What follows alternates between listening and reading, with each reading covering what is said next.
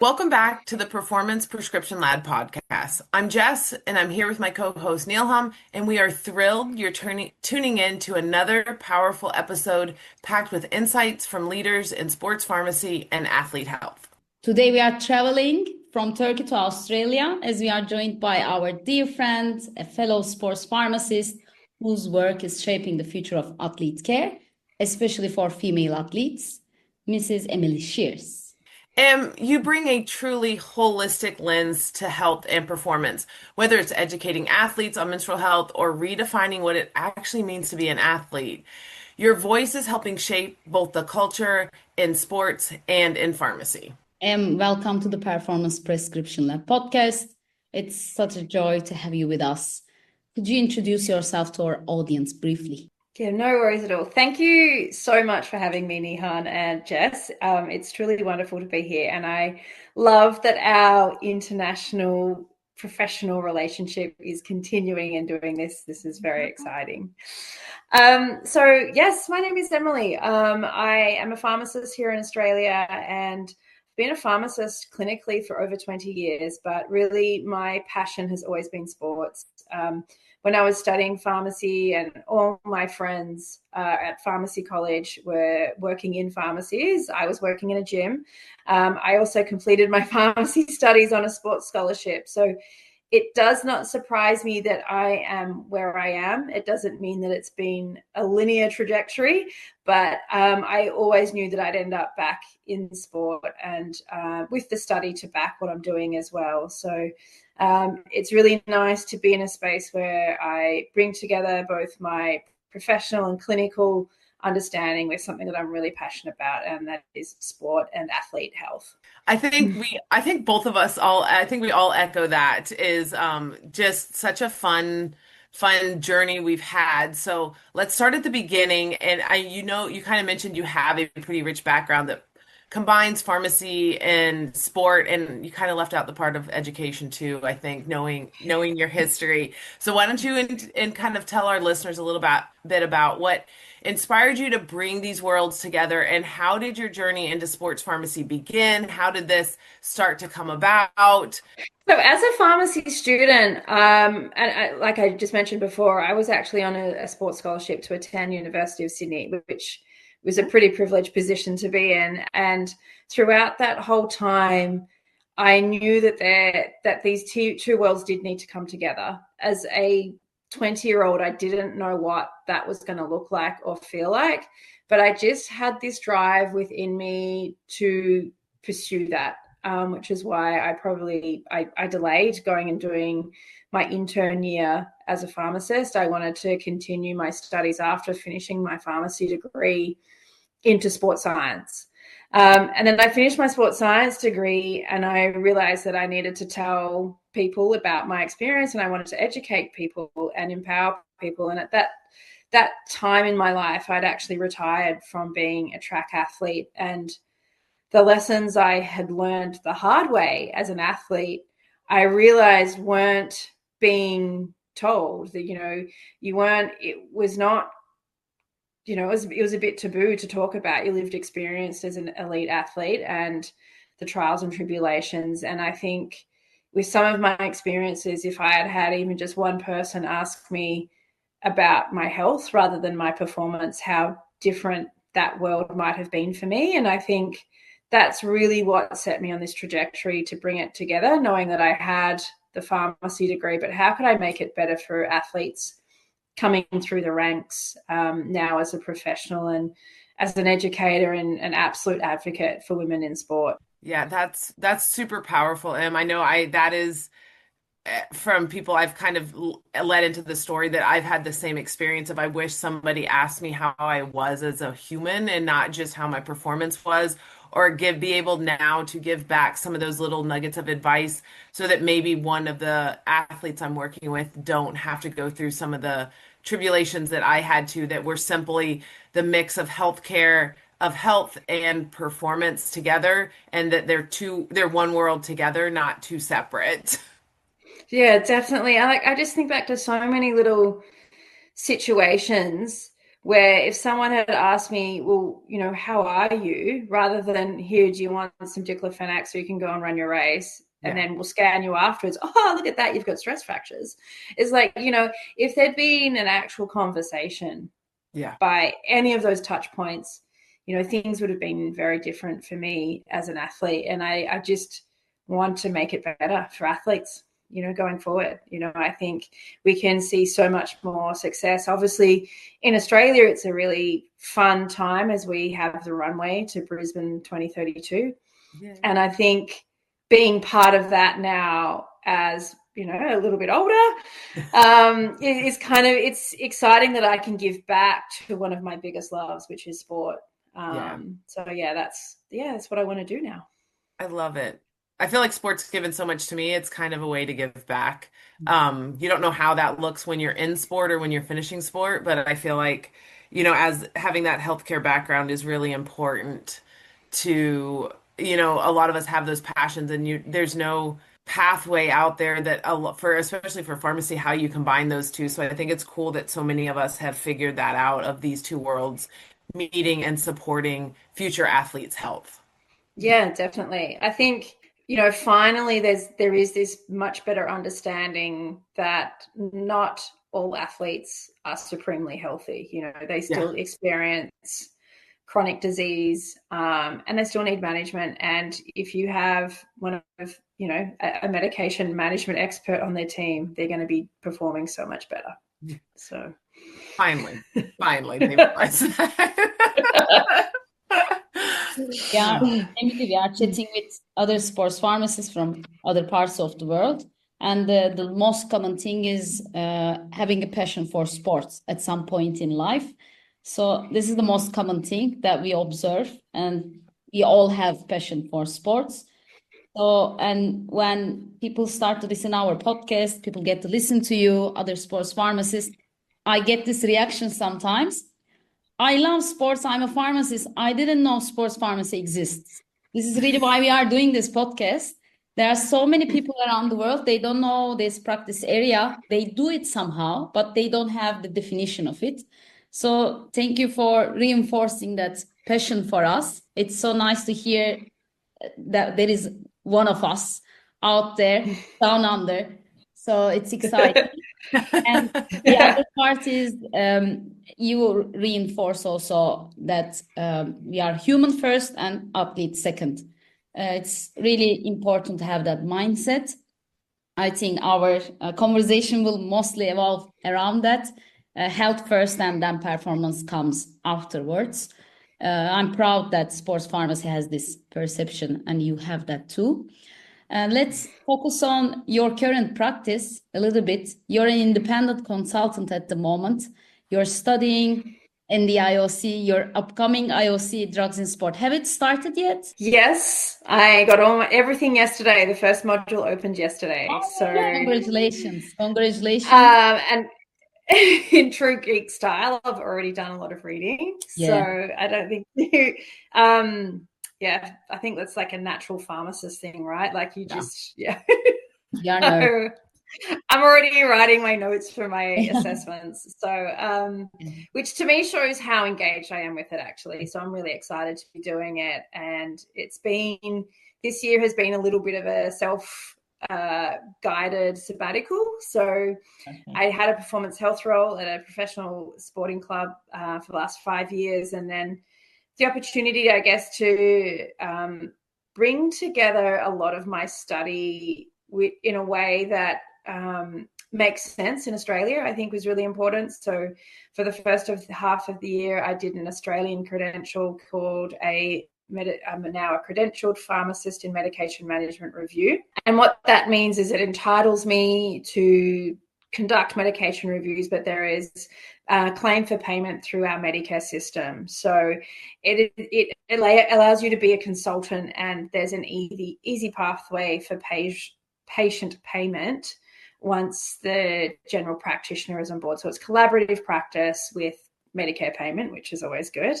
And then, yes, the second half of this year, I am doing my IOC drugs in sports certificate. So very exciting. So, and then fitting in consulting in and around that. So, yeah. somehow. But I feel like it's bringing everything together now with, obviously pharmacy degree, sports science degree, Master of Education, and now truly will be a consultant in sports pharmacist. So very exciting. We That's get a so lot of exciting. questions about how can I become a sports pharmacy consultant, because often in other countries, for example, in mine, you always start with a independent consultancy because the job offerings or the employment opportunities are non-existent at the moment for sports pharmacists. So it's usually good to start with one-to-one consultancy or maybe to a sports club or a federation. How does it look like? Can you explain it a little bit to our listeners so they could understand what does it mean? How can they practice as a sports pharmacy consultant? Sure. I think in Australia, it's still very much an independent consultancy arrangement if you're looking at a pure sports pharmacy role. And that is fine for the moment. I do think we will start to see change, especially now with the advent of the role that I was in at this football club, which you're starting to see pop up everywhere, which is these performance health roles. So it is that pivotal, almost liaison role where you're working with the medical staff, so working clinically and collaboratively with medical and performance staff, but then also having that athlete facing time. So I feel that pharmacists are very good at that role. Pharmacists are generally very good educators. They're very good clinically. And just through natural attrition and how sporting clubs work, certainly in the professional setting, usually the doctor doesn't have a full-time FTE, whereas the performance health manager does because of the time they need to spend with the athletes as well as the staff. So you're that real liaison go-between. And I think, there's a perfect role for a sports pharmacist because of how they can work with those medical professionals or performance professionals and then have that really awesome communication skill back with the athletes. I think anyone who's been in community pharmacy, they're naturally great communicators generally, and naturally usually very good educators because that's what you do with patient counselling. So you've usually got those skills there ready to go. It's just about how you apply them and in what setting. I think you can add in that. I would say I think you can add in that pharmacists are really good at juggling a lot of the details that's really important in performance. But I was going to say one thing I know from from our history together, but knowing your history and seeing in the sports club you worked in, is a lot of these roles take time to develop. They're not all of a sudden coming out and saying, we need to hire this person. A lot of it started as working part-time with them and showing your value and showing what you can do, and their club seeing the return on it for them to then start growing how many hours you're working with them, how long you're consulting for them into a full-time role. So sometimes it is a lot of putting part-time work in order to show the value there, in order to grow that role for either yourself or even sometimes maybe other people or other clubs to show that that's a valuable thing. So I think a lot of people, it's not just all of a sudden these clubs are like, we need to hire a whole performance health person. It's showing the value with it in that you can bring to and what impacts you can make. Yeah, definitely. And I think we are starting now, especially in the female athlete space, where there are a lot of quick wins, to be honest. So your ROI is actually, you can display ROI quickly, which is great for us, and you can, and certainly that was my situation where I was consulting for 3 years with this sporting club, and then it turned into a full-time role. We won't get into the fact that, full-time roles in sporting clubs are usually there for 70 hours and paid 35. That's not today's topic. But I think there is definitely opportunity with that. And I think one of the things I enjoyed so much about my time with this sports club is that close relationship with the doctor. And yes, there was those initial concerns about, oh, what's the pharmacist going to bring? Is it a scope of practice issues, a little bit of a turf war? But then once this doctor realized just how much value add there was to working in partnership, that real collaborative piece of, being able to say, well, just one scenario, we had a footballer who had a paronychia, and the doctor's like, oh, I'm just going to write a script for Keflex. I'm like, well, it's not first line, use flu clocks. So just those little, and that was literally on the side of the pitch. It's like, oh, thank you. That's so good to know. That just, this stuff that's embedded from pharmacy college that is in there, it's really, really powerful, and it can make such a difference to the athlete. Like for that scenario, if they'd used KEF, they probably would have been on antibiotics a lot longer, which exposes antibiotic resistance, but also then does the paronychia take longer time to heal, which, obviously has performance outcomes. So, I think learning to collaborate and, being comfortable with being a little bit uncomfortable with some of the turf war stuff. It's not a nice experience, but pharmacists are pretty used to that, right? Yeah. But just rather than anyone beating their chest about it, it's just get on with working together. And you just let your smarts shine through, and you'll help your team, and you'll help the athletes. And I think that's actually where a lot of the enjoyment comes through as well, is just you see quickly how much of a difference you make. Let your smarts shine through. Sometimes it's not just walking in and being like, I know everything. It's like, how do you collaborate together? But I do feel like the younger, nothing against some of our older physicians, but our younger physicians are now being more commonly trained with pharmacists. And I know my brother's daughter's fiance just got into med school, and he said that, or into his residency, and he said that's how he determined his residency was if they were rounding with pharmacists, because he felt like that was critical part of the team. And I know that's in medicine, but I think, you're going to start to see that shine through it as years to come, as more and more physicians are leaning into pharmacy and what they can bring to the table. Yeah, definitely. I think we've just got to get over this stumbling block. Like, we've gone and done really incredible amounts of education as separate professions, and they complement each other. Yeah. And it's just letting that happen, really, and it should happen in the right environment. It should happen. I know you've talked about working with a professional team, and you've now talking about being able to work with the general public, and you've kind of defined everyone, or an athlete, as someone or anyone who exercises with intention. And so how does what you've learned on the professional field, or this professional aspect, translate to working with individuals that are in the more general population or different sports? How can you cross those two, skills together? Really easily, actually. And I have to say, I probably have two favorite demographics to work with, and that is my adolescent young women and then my older adults. I love them, like you. Yeah.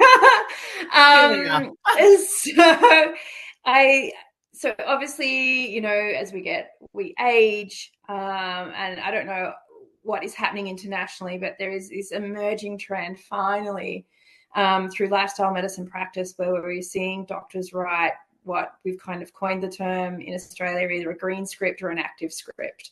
And under our Medicare arrangements, you can use what's called a team care arrangement, where the general physician or general practitioner will write a referral to see an exercise physiologist as well as a dietitian.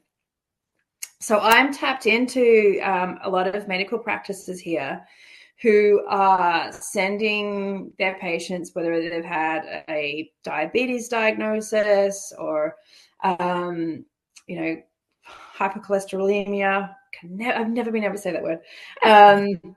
High cholesterol or hypertension. So they've got all these comorbidities, but they're getting referred into exercise physiologists or exercise scientists. So I've teamed up with a group of gyms here, which is targeted at that older adult demographic. And what we're starting to do is actually take a medication history as part of their pre-exercise questionnaire. So what we're seeing, and a lot of these adults are, 55 plus and on at least 5 medications. So, and for some of these older adults, they're starting exercise for the first time, or they're returning to exercise after a really long time. So they've been on medications to basically support their comorbidities. But what happens, obviously, is there's a heap of metabolic change when they start training. So all of a sudden, they're getting dizzy spells, which is probably because, well, in a lot of these instances, their blood pressure readings are improving because they're exercising. So we can start to look at reducing their blood pressure medication. There's also little things like considering our side effects for our menopausal women, like if they're on an ACE inhibitor and they've got a dry cough, but they're actually trying to work out, are they experiencing incontinence when they have that dry cough? So should we change up what we're doing? So, and this is all part of my qualification that I really wanted to get with the medication management review credentials, is really start to help our older adults in Australia age well, have that opportunity to be strong into their later years and feel well. And where, they can, and it's safe to do so, is support their deprescribing with lifestyle medicine and exercise. So I don't really target, I guess, probably like 35 to 55. Leave that to other people. But yeah, I do love the older adults. And it's a really nice space to be. They've got such different priorities. It's always cups of tea when you go and see them. So it's actually a different pace conversation, but it's still sports pharmacy, right? Like, you're still looking at what they're wanting to achieve with their day. They'll say things like, oh, I used to garden all the time and now due to pain, I can't. I'm like, all right, well, let's get you back there, Yeah. So yeah, which is super fun. I love that. I love the fact that you guys have green scripts. Like, that makes me like that, just the term makes me smile. Like, Yeah. they call it, like, in the US it's exercise is medicine kind of movement, but they don't have a way of defining, like, it just makes me think of like healthy and outdoors, and like I like the term green scripts. Yeah. Yeah, it's Yeah. good. Yeah. Yeah. Prescribing you 2 hours a week to walk on the beach. I think it's I good. I We think I are need like a lot more than that. pharma pharmacists are lifestyle changers, I think. So that's why Yeah. it's we get more results with sports pharmacy as well, in terms of performance health. When it comes to older adults who exercise, they also, you can define that performance as well, because you work, you just be Mm, and survive in yeah. daily life. So I Yeah. think we can help with lifestyle changes. We are very efficient because we have an educator role. So that's why I think the performance health role you also explained in the previous question fits really well with sports pharmacists. We spoke about older adults, but the other group you would like to focus is the adolescent female athletes.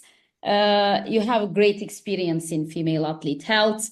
In your speeches, the blogs, I read about you, also about the Female Athlete Network. You talk a lot about how young women often don't know what's normal in their own bodies. You also work with high-level athletes that like menstrual health literacy. This is a very important terminology that we would like to discuss here as well. They also like knowledge, how to listen their own body. I think that's where you shine in your practice, in my opinion. In your experience, what are the most common gaps in knowledge when it comes to female athlete health, based on your experience? Oh, I think vocab. Oh my goodness. Yeah. To be honest, one of the reason, I guess, the light bulb moment I had in creating the Female Athlete Network, which is the education platform that I consult from, which started as purely online and now is face-to-face, but also the online has allowed me to consult in the US and wonderful opportunities. But the reason I started that was because I had enough of working in a community pharmacy and young women coming in to request the morning after pill. And as you should, that then leads to a consulting process and questions and asking them about their cycle, their menstrual health. And I would say 90% of the young women I spoke to in those scenarios couldn't tell me how long their cycle was, when their last period was, what ovulation was. And so you're trying to have these conversations and they didn't have the health literacy or the vocabulary to have that conversation about themselves. And I'm not talking about 12-year-olds. I'm talking about young women who are old enough to drive themselves to a pharmacy. So I'm talking about 17 or 18-year-olds who have been through high school and they still didn't have this information. So that was really the light bulb. That was like, right, I've got to change this situation, because then you add the complexity of a young woman trying to perform athletically and an overlay of, the physiology and the exercise physiology of what's happening to them, plus everything else. It just magnifies. If there's an issue, it'll be magnified in that scenario because of the stress on the body. So I think we need to do better, and I want to be part of that change of improving vocab. One of the things I do in most of my presentations is literally like a, grade 7 or 7th grade English lesson, put up vocabulary with really basic definitions of this is what menorrhagia is, this is what endometriosis is, this is what adenomyosis is. And it's simplified. So that then as a young adult, these young women can then, if there is an issue, they're empowered to go and have a conversation with a general practitioner or a physician. If they've got an issue, they actually know how to talk about the issue and verbalize it correctly. And I think it's almost very similar to the consent conversation we have with children now. I think it's really important we call things by the correct terms, so don't say Aunt Flo, call it a menstrual period. Like, let's call things what they are. A vulva's a vulva. Let's just use the correct language. I think that's really important. That's quite empowering, and it just makes it easier for everyone to be on the same page. So I think that's probably the biggest gap, is just the basics of health literacy and vocab. I agree with that 100%, of doing a lot of work with high school and college level athletes. They're like, I feel like it also, by not calling stuff by the correct name, you put this stigma around, like, ooh, can't say that. And then there's shame and stigma around if you need to talk about something that's happening around your period or your menstrual cycle. Like, they're like, oh, I can't say that. It's, like you said, it's Aunt Flo and this, or, it's just, or if they're suddenly having like urinary incontinence, like they don't want to mention it, and hide stuff. So I think by having an open dialogue and open conversation with the correct terms and helping increase the health literacy, even just a little bit of what is ovulation, what is happening to your body, why do you feel different in one part of the month than the other, is super empowering for an athlete. Oh, definitely. And I think just understanding at a core level the mechanics of those things as well. So you've got the vocab to describe it, but like you just pointed out, like with ovulation, like understanding that ovulation is actually a really violent event.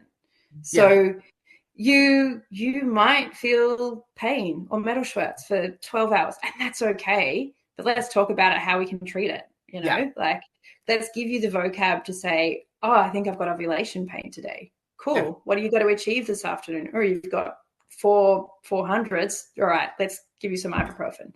Yeah. Getting to a point where, open dialogue with the correct terms. Yeah. And in the same tune, like what would you say are some of the barriers you faced to doing this work? What resistance have you met, both in the youth athlete, but also in like the high performance athletes, where I think a lot of times it's not talked about and you just need to play. Yeah, I think there is still some, unfortunately, male performance staff who are uncomfortable with the conversations, Yes. even though the athletes may not be, that they want to steer clear, or if they overhear something, they just avoid it rather than leaning in. And I think some of the female athlete network work is about upskilling coaches. Just, you don't have to have the answers, but you need to have the vocab or the ability to say, hey, sounds like you should check in with an OBGYN. Like, just, no one expects the S&C or the head coach to have those types of answers, but sometimes if those relationships are really strong with an athlete, an athlete will naturally gravitate towards someone within a high performance team. So you just need everyone to be on the same page. I think that's and we need to, like, while I think there will be change where we start to see more women in roles in high performance, the reality is at the moment that it's largely male dominated. Yeah. But in some sports, and that's okay. We just got to work with it. Change will happen. It is happening. We just got to work with what we've got at the moment and make sure everyone's got the skills to hold a conversation. I think the other one is fear mongering. And I'm Yeah. really cautious about saying this out loud on an international podcast, but the fear mongering around a particular time of the cycle, and I'm going to say it, ACLs. And I Yes. think we need to understand that we're not understand, we need to acknowledge women have had menstrual cycles and periods for centuries and centuries. So it's yes, there is a hormonal influence, but we're also asking girls to play sports, or girls are asking of their bodies to play sports that they have not grown up playing, and little boys and little girls play differently. Yeah. If you just picture in your mind how a group of young boys leave a basketball court versus a group of young women, all the boys are going to try and slap the backboard and punch each other and have fun. The girls are going to walk off gas bagging about where they're going to get a bubble tea and a yogurt. So Yeah. we just need to, like, definitely there's hormonal influence, but I'm really cautious of the way the media is representing hormones and their influence on ACL injury. And without, having papers in front of me right now, yeah, we've got to figure it out, but let's look at everything Yeah. in what an athlete does, look at everything in an athlete history as well. But obviously there is some significant physiological and physical differences, but let's not blame it all on hormones. Yeah, and I was gonna say it's not like you can. The thing I feel with you on that exact statement, because a lot of times you hear well, it's your hormones, but you can't ask these professional athletes, so you're telling them you can't play 2 weeks out of every month. You know what I'm saying? Yeah, Like if that's truly the statement, then now how are you going to one sync your whole team up? And then when do you schedule the World Cup? You know what I'm saying? Like there's yeah, things like that. Like how does this how does this look if you really think it's hormones? But there's so many other factors that they're looking at. Glad to hear there's other factors that they're looking at. But I think for me, one thing that I notice is the difference of like you said, like play. Like you don't see kids playing anymore. They're very structured. And so is it muscular development? Obviously the hormonal differences of females and males going through puberty, but like you're talking about just playing, and you see so many kids not playing just fun for sport. So you're not training those funky angles and there's hard turns, and you're not just doing kids stuff anymore. You're now in a very structured, consistent movement. So when you do have something off, your body isn't used to it. yeah, Yeah. yeah. So I And don't then know. I know. I feel you on that. And the other one I wanted to toss in that I love is, you talk about male coaches not wanting to talk about or kind of listen or kind of turn their head when maybe an athlete starts to talk about, their period or maybe like breast tenderness or something like that or cramping. I just go to the fact, like with the male coaches, I'm like, you probably likely have daughters, you might have a wife, you might have a sister. Like, if they're telling you something like this, are you going to walk away from them? Like, this information for you to know may not just benefit an athlete, but it may benefit someone in your family. Yeah, yeah. It is funny how you say it on a pitch and it's an ick, but they're probably going home to a wife, so it's or not necessarily, but you'd like to think that along their life experience they will have encountered a conversation with a woman about a period Yeah, before. for sure. So I do agree the importance of language and the barriers around it. I think the language is an actual barrier you mentioned. Our brain is wired by the words we speak. So as we feel more comfortable in speaking, just as it's just part of life, it changed the female athletes that practice sport. It changed the trainers that guide them and supervise them. So I always believe, for example, when it also comes to gender equity, it's more or less the same problem, the language around it. So I'm also I'm an advocate in that in every part. And just to learn this from the sports pharmacy perspective from you is going to have real influence in my practice, and I believe to our listeners, to our audience. So thank you very much for raising that. It's a really important awareness, in my opinion.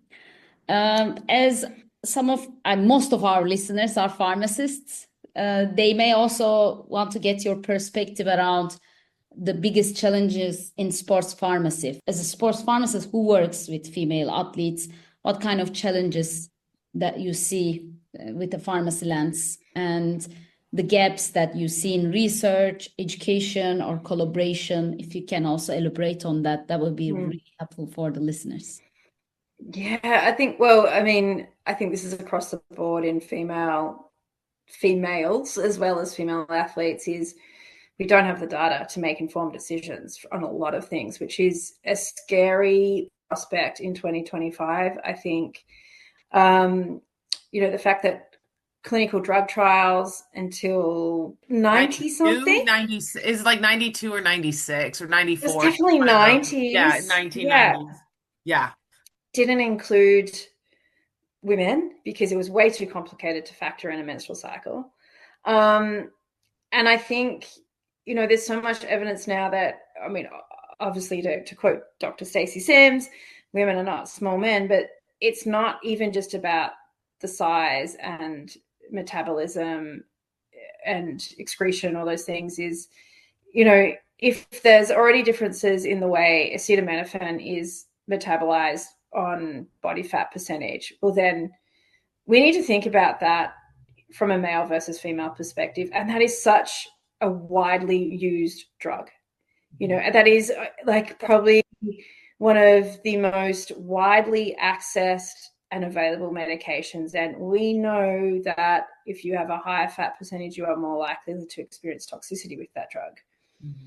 Women generally, different obviously in an athlete population, have a higher fat percentage. So there's all these little nuances with metabolism that we're still learning about, that the impact these differences have on metabolism.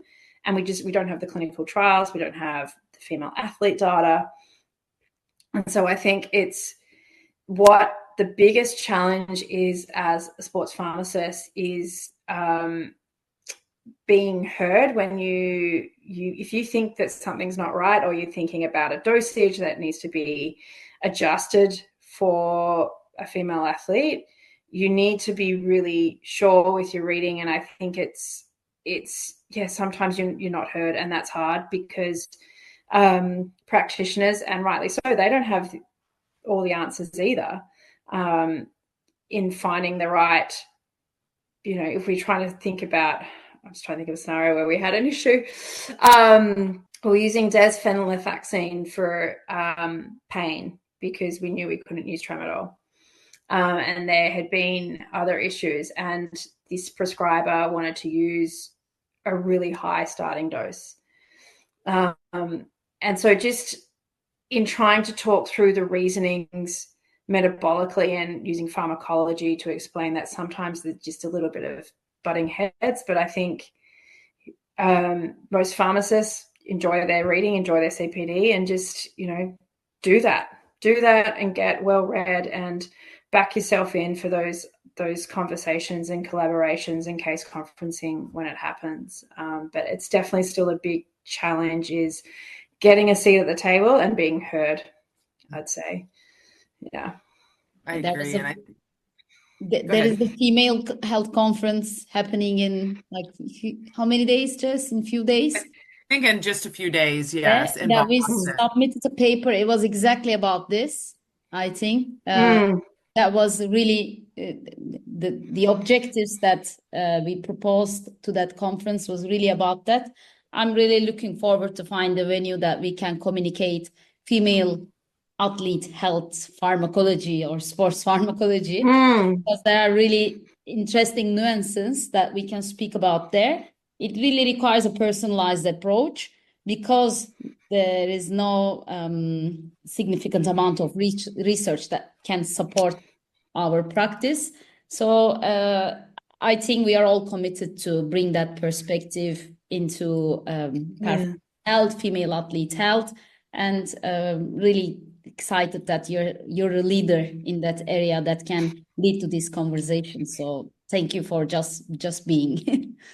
Thank you. I think, I just won't give up on this, like Jess knows this. Like, I just think, there's so many things we know about female physiology and that it just cannot be one size fits all. So why are we still trying to jam round pegs into square holes? Like it's just not going to work. And so we need this deep understanding. We need the data, but we also need the people who can disseminate what's going on and understand metabolically, pharmacologically, and also with pharmacotherapy, those applications and understandings through how a drug may work, what are the side effects, or what are the bonus effects. Can we use one drug for three things?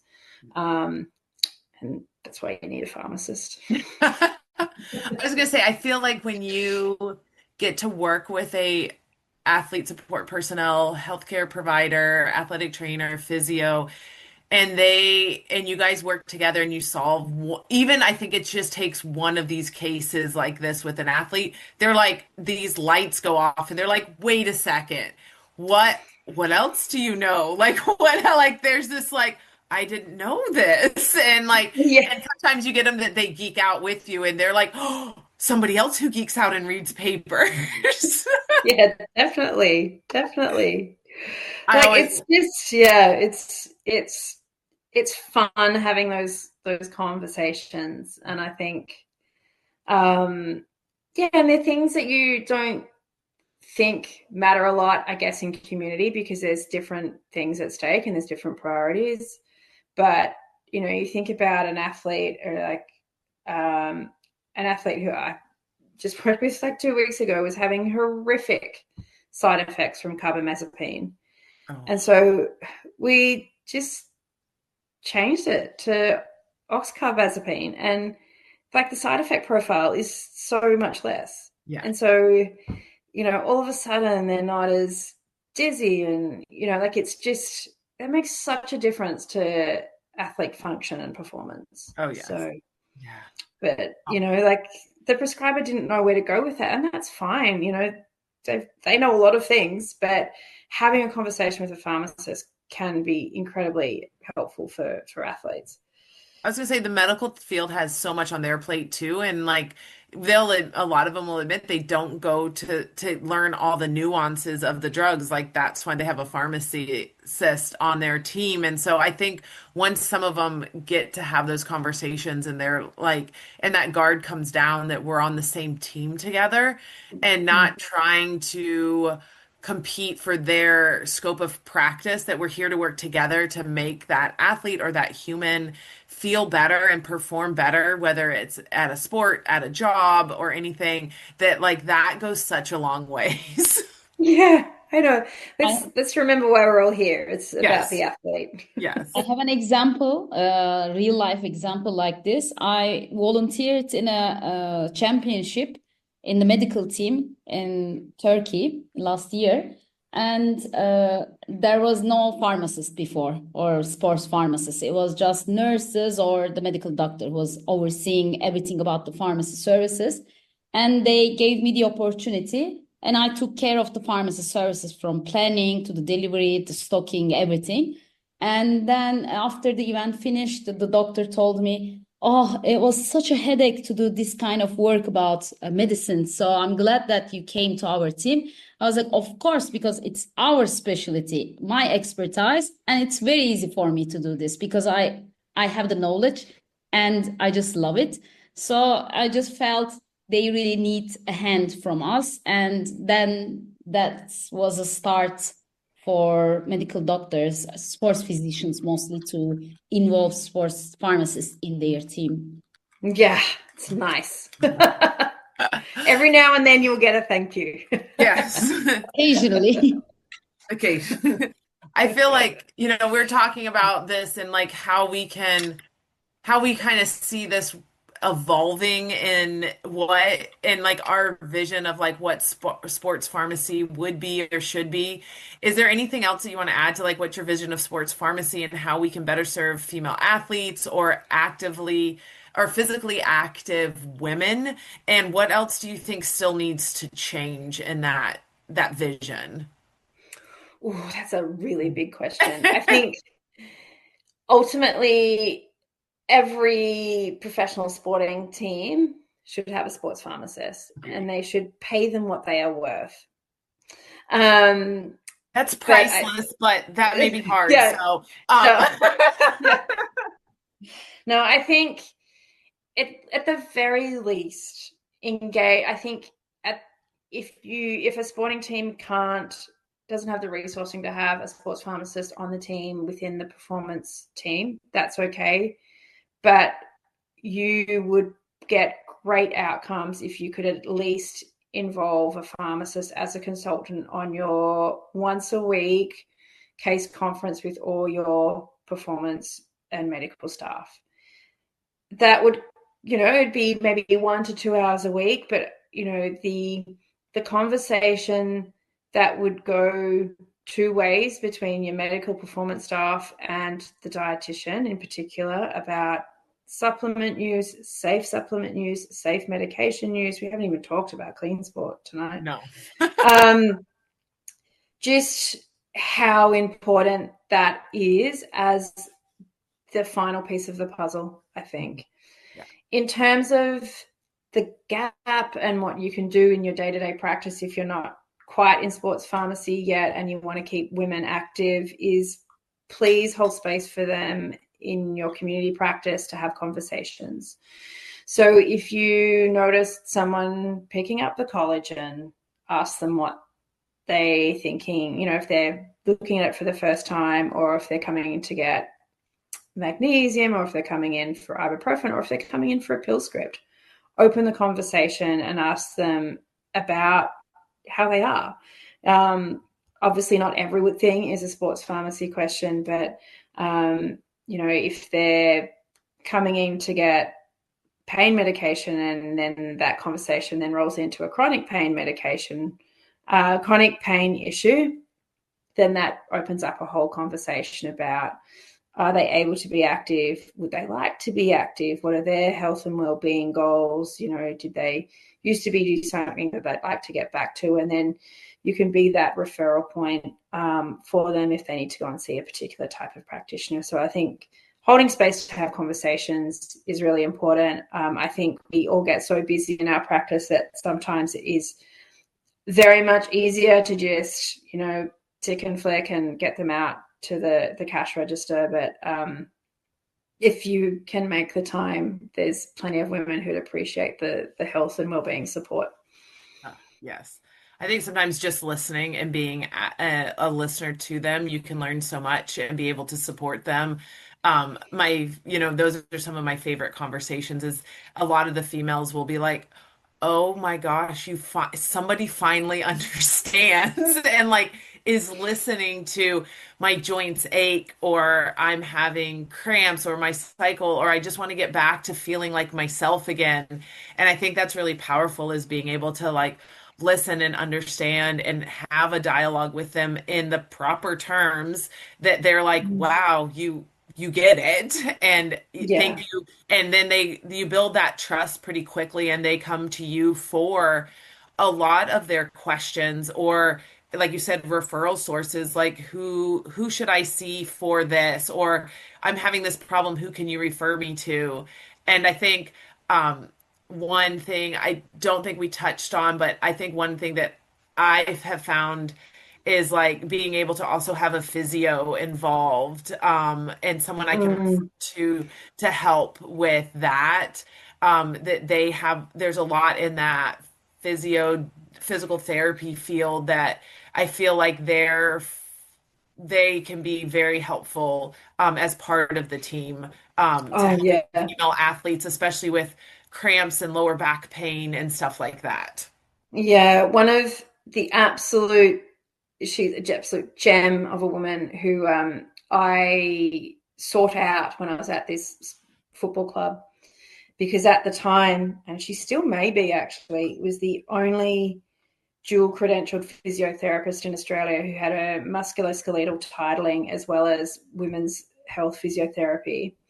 And she's doing incredible work linking pelvic floor and back pain and hip pain and releases and really understanding what's happening with, running gait or sprinting gait. So she's applying this women's health physio lens across all things sport. It was incredible to work with her. So when we worked on athletes who had endometriosis or adeno and understanding the inflammation and pain, and she was able to come from this real physical sense and help me understand pelvic girdle and where all the pain points are. But then, all right, well, how can we help this athlete? I think if teams can have the money for a sports pharmacist and someone like the unicorn that is this amazing woman, Jess Cunningham, yeah, they should have her as well. Can we clone Jess? Yeah, she's amazing. She is amazing. Yeah. Oh my gosh, so much. I think we've covered so much and still so much we didn't get to cover. I mean, I'm just thinking of, like you said, I think this might be, Nilham, our first topic that we have not touched on clean sport. Somehow. Yeah, there's the whole topic of like hormones and hormone replacement and all that, but I think we've covered a great deal of information for our listeners about female athletes, how you can support them in so many different ways of a community pharmacist, independent consulting, working if it's just a team you're working with or you're helping coach. So many pharmacists I know give back to their communities and coach your kids' baseball team, your kids' soccer team. Sometimes you can even start as small as, those young ages and, having them play and understand what's going on if you're coaching a high school team, or at least helping out with them. So many great little pearls you've given throughout this conversation today. Indeed, I cannot agree more. You created awareness around this topic. Although we haven't covered clean sport, it doesn't mean that we may invite you for a second time if you accept. Of course, really good. Yeah, really good. Maybe we do the next one in person. Hopefully, maybe one day. Yeah. Who knows? Yes, at a wine bar. At a wine bar. That would be amazing. Yeah, that would be amazing. But really, thank you. I took a lot of notes myself. I'm sure the listeners would do the same. We are nerds pharmacist, and I'm sure people are taking notes by this point. And finally, we like to wrap up the podcast episodes with a quick fire round.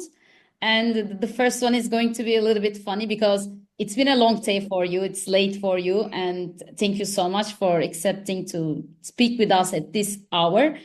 And what's your favorite way to recharge after a long day like this?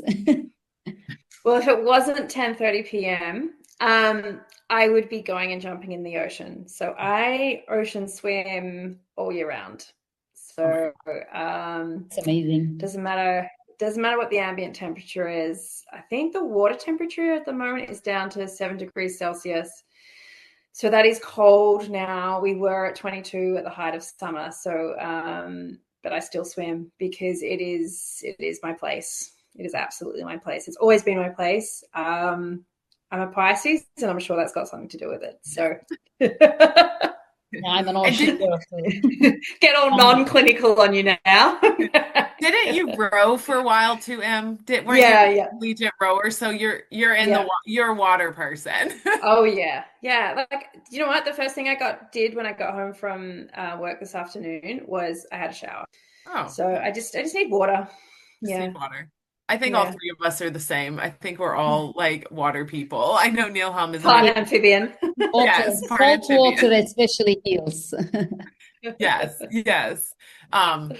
So if you could create like your Avengers or your superhero team for the female athlete, what members do you think would be on it? Oh, well, obviously a sports pharmacist. Yeah. Obviously my amazing colleague in Jess Cunningham, who's dual titled physiotherapist, because I know they're rare.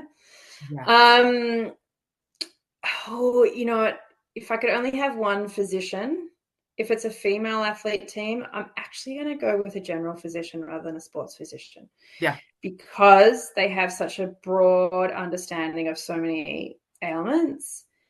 And then you'd have on a part-time contract your sports physician when you need them for all the impact injuries and stuff. But I think like one of the biggest mantras, or I think it is like the thing that I say when I do live talks, is that you need elite health before you have elite performance. And I think in terms of building that foundation, general practitioners probably a little bit better in that aspect. So yeah, and then obviously strength and conditioning, and a really good psychologist. Yeah. Or psych. I think we all need a psychologist someday. Yeah. Been so helpful through many phases. Yeah, certainly the experience I had working with the general physician over the sports physician, like we just had such good results with that. So Awesome. in terms of understanding the base level screening, and that was, it had big impacts. Yeah, love that. Great team. I'll The agree. next question is going to be for the younger Emily.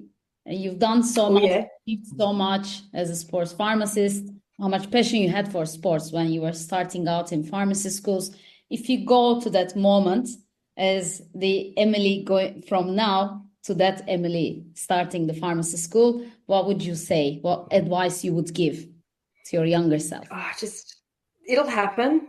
Like almost just like shut up and let it happen. You know, don't fight it all. Also don't rush it. Like I'm still in my mid-40s, want things done yesterday. Which is probably why I've achieved so much, because I've just crack on with it. But I think being okay with the time that things take would probably be one of the biggest things I'd need to understand as 20-year-old Emily. But I wouldn't change anything. You know, I would have loved to have actually gone to Olympics rather than just making a squad and all those things. But that's built all my experiences and makes me able to have those lived experience conversations with young athletes. And I think in my failure, I'd hope that I can help another athlete. And I, don't even think they were failures, because God, I had some fun. So. I don't think they're failures. They're just lessons. They're just things you, Lessons. they're lessons. Definitely not failures. I feel you on that of like being able to live in the moment and that it's going to work out and not, I feel like not stress about it. Sometimes I feel like Yeah, just the younger it'll me be overthought okay. it a lot. I mean, still think I overthink stuff, but yeah, just live in the moment and that it'll all work out is definitely, I feel like something a lot of us could, younger versions could learn from. Is there one Yeah, thing that yeah. you wish every pharmacist knew about the female athletes? And if so, what would that be? Oh, it'd definitely be that it is not a one size fits all. And I think, that is so cliche, but the reality is no two menstrual cycles are the same. So how are we putting people in a corner and saying, well, that's your experience, that's how we should address it? And I think it is different for men and women. Men don't have cycling hormones, so there are going to be differences. And meeting athletes where they are at is really important. And I think the other consideration with female athletes that I wish was better addressed is the social psychological pressures on female athletes. For And so sure. how we communicate with female athletes needs to be considered. And for some people it is a learned skill and you may need to upskill in it, and that is okay. But yeah, they're all individuals, and just as every athlete is, but you're going to struggle to find a one band-aid for every single female athlete you come across. I agree. I think the big thing with female athletes, like you said, is not it's very individualized, but I think it's also individualized within the individual based on their time of their phase of their life too. So what you were like in your 20s is different than in like your later 30s, and your hormones aren't the same then as they are now. And I think that not only are they different between people, but they're different between ages of the same person, which can make it really challenging. Yeah, totally. Like, yeah, I don't know, like we got another 3 hours, but like, yeah. Um, yeah, I think it's about meeting an individual athlete where they are Yeah, at its I agree core. for sure. And being aware of not just going with physical, not just going with straight pharmacological. It's, there is a lot of social influence and environmental pressure which alters how people behave Agreed. and present. And So, present. Yes, yeah. I agree with you. Oh, wow. These are really, really good advices. I'm sure people will continue following you for more advice like this because you created an awareness now in the topic. I'm sure uh, our listeners will chase you, stalk you to get to know more about female athletes. So sorry Just about. let me have my swim. I don't care. Then you can stop You're me. gonna go to ocean more now. Yeah. It's all right. Thank you, Emily, for being with us today. Your work is a beautiful reminder of how sports pharmacy or pharmacy itself can be both evidence-based but deeply human. As you said, you have to bring in everything to assess a health problem or a performance problem. So just bringing your heart, but the evidence at the same time is very, very valuable and impactful, in my opinion. I've had so much fun. You guys are the best. We appreciate you so much. And I think the one piece that I think, like you said, you say it in all your talks, and I think it's something that all of us can resonate with when we're working with is that elite health comes before elite performance. And Mhm. that's really impactful that they're humans first and athletes second, and we really need to remember that. So to our listeners, if you found this episode valuable, please leave us a review or share it with a colleague, an athlete, or even a student pharmacist. And I hope you realize that these conversations really do matter with your patients and with your colleagues. We are sports pharmacists. Our mission is to champion sports pharmacy while providing accurate, evidence-based insights to athletes in optimizing health first, then performance. And we would like to remind our listeners when they want to make health and wellness choices, please consult your physician or pharmacist. prioritize your safety, and stay informed. Thanks for joining us today on the Performance Prescription Lab podcast, and we'll catch you next time.